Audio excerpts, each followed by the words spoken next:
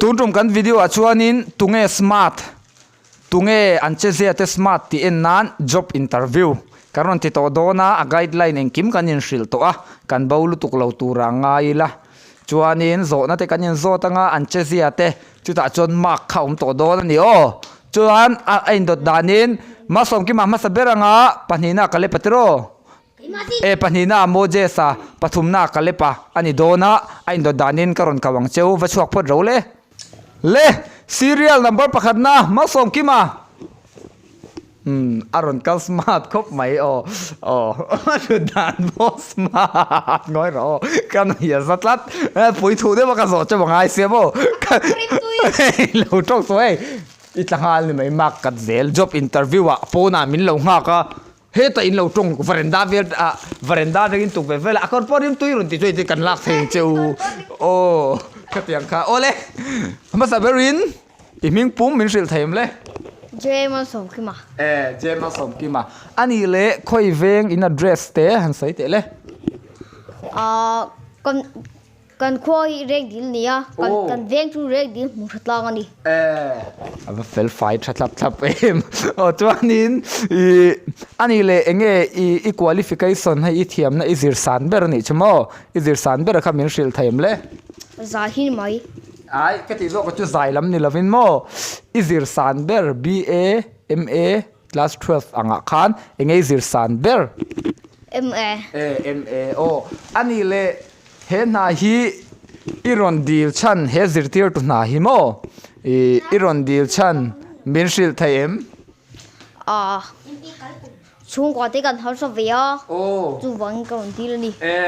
chung ko har satna wangin he zirtir tu na hi tho chi e nga ya iron dila ole ani le zirtir tu ilo ni ta a lesson plan mo in nei don ta ni lesson plan kha lesson chui shetro lesson shelo mo ngor lesson chui zir lai ang kha ni mai an zir lai ang khai zir tir tu rate khamo chon lesson plan te ina yem enge mu mal de min han shil te le ka lesson plan ve de hi chumo an ma ni hi win lo phot mai la an ma ni thiamang ang hen ti dir photila chu mi do nuwa chuan kina kan zir ti lenga chonin tem an la bel lo chuanin kan chher chhuat ti le photanga nuwa kan zot lenga bel takin kan thiam tir phot tu ni a thale mai lesson plan po mo ani le tuna zir tir tu nai ron dil ta a hay kan lo la don ta che nga lo ngai ta ila lo la ta che ila a ai sang na a ayat na tra kha lo mule ta sila titiang ayat na tra kha khi ta invert thai na tur kha lo mule ta sila min zom san dai mai ngem ti lai de kan shadu zom san la wa ka thona chu ka zom san ngai lo i thona to a chon i het bur ti na ni mo le i thadon le maya lak ngei che po tu mila thanga chuani na ni le i nau pangte an thiam thei lo ta thuan oi lo ta engtin ngei hremang a ti chuan hrem lo in mo i nom thalo chuan homework ka pelawang chu ko tinga chuan an thiam lo nga chuan kan hrem ani mai chuan an thiam lo kho chuan in hrem ti na ni mai a thale mai a thalu tuk chuan in ani le engtin nge nang family ya nang mani family chunga i na ti boy thai tur khop problem om thai ang lo ta sela engtin nge iti ang engtin nge i solve fang se to bi go se to bi lo a rem chan da nanga lo khen thainan ole kati zong kan ni se kan lo ma lak ngai che kan tum don ne ole kan lo me chuanin next khalo kal le sela kal thai next khalo kal le sela ole aron kal smart mo hai porun kal smart khop maya chuanin iming pum min sil thaim le Moses lal dampuya po smart po smart ani le i qualification min sil thaim qualification ko se lautlat i thiam na i virsan ber de na ni chu highest qualification em com mo a thadon le mai ani le em com chu de ngai in zir deuh tlak pui thin em ko ma chuan thil har tak tak science te kan jira zirtir tu po kan nei mu man lo ni chu lai tak chu ka thiam lo em commerce lamani in ka sia science kan zirti lai kha min shil fia thaim le mi va zo thar big ve zo thar lo in qualification mi ding ka zon vek cheu ole oh kan zir hi harang de ga oh mà xe thấy đâu có chúa oh em cũng chưa có pass về hay cái interview về thôi nhỉ ani chu alom hle mai em kom chui pass ve ani ole alom ani le he zirti tu na hi enge I tho du chan nấu bằng tên film mê la anh mail thở zirti po nom mail chu vang chu ni kom chak chan ani le enge I tuina ber cái túi nó chu nấu bằng lệ khá zirti I tuina po try ani le hey lesson plan kan lang in zot to I malama mi ron interview te po lesson plan in enge ka ringa lesson plan enge lesson plan mumal takin min shil thaim le ngor o lesson pa kha sole lok te lesson plan ai mi zawin lesson plan chumo zirtir dan tur ka ni mai thataking ka zirti ranga thiam thei lo chuan ka hril fia char je langa an thiam ma chu ka cham puyanga an thiam huna ti chuang ka thla thinang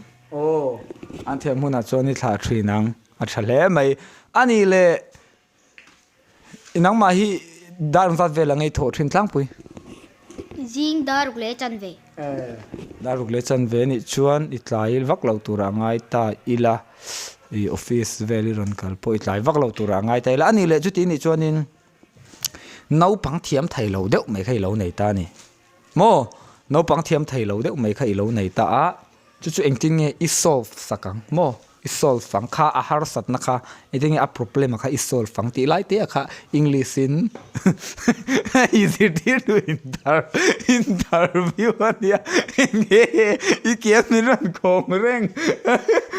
interview war kan ka du ka so thai cheu lo English cho mi cho English mi shil thai nge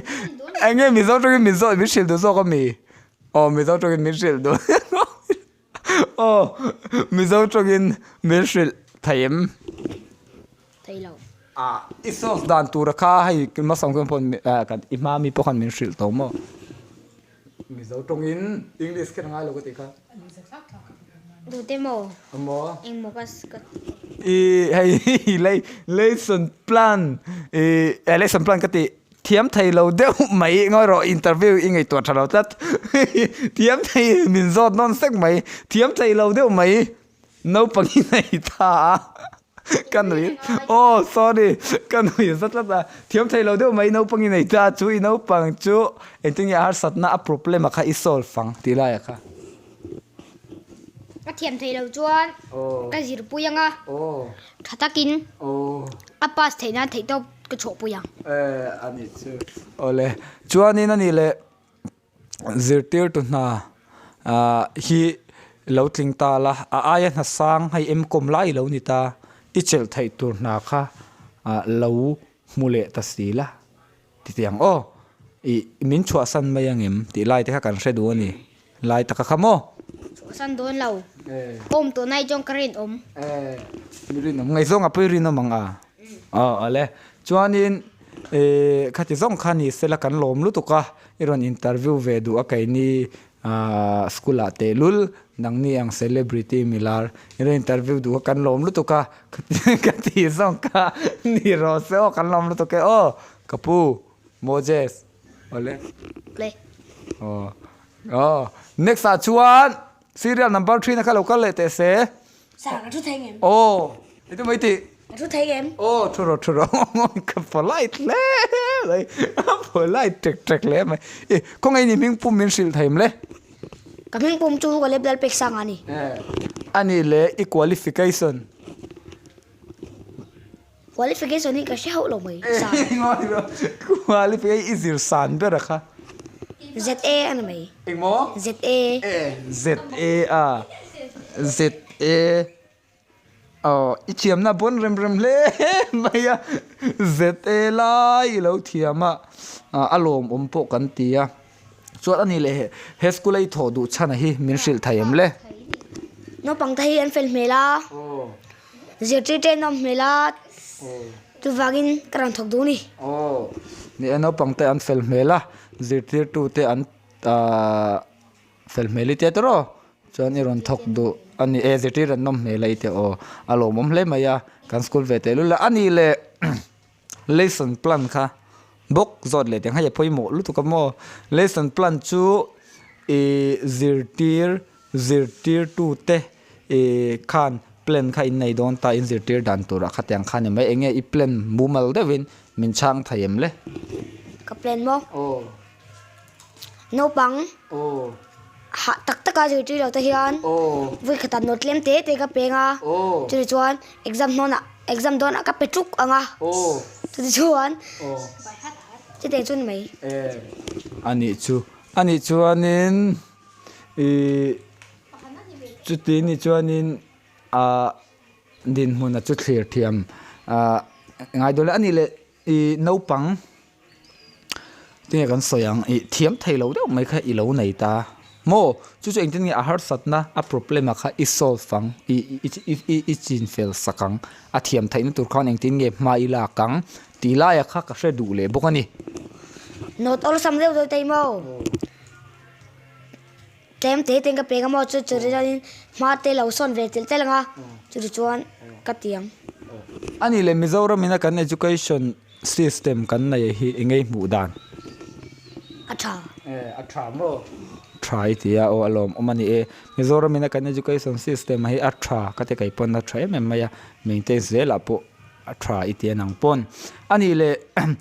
na sang kha lo chel ta la azirtir tu lo ni ta kha ya sang na kha lo mu ta la engtin nge I tiang le pathian hen alom du ko singa kai ka trong tra yang zir I join dai don tina ni mo ani chu ole kan lom lu tuka kan he nai ron interview du wangin kan lom lu tuke ole khati zong kha tun tum kan video chu ni ro se kan lom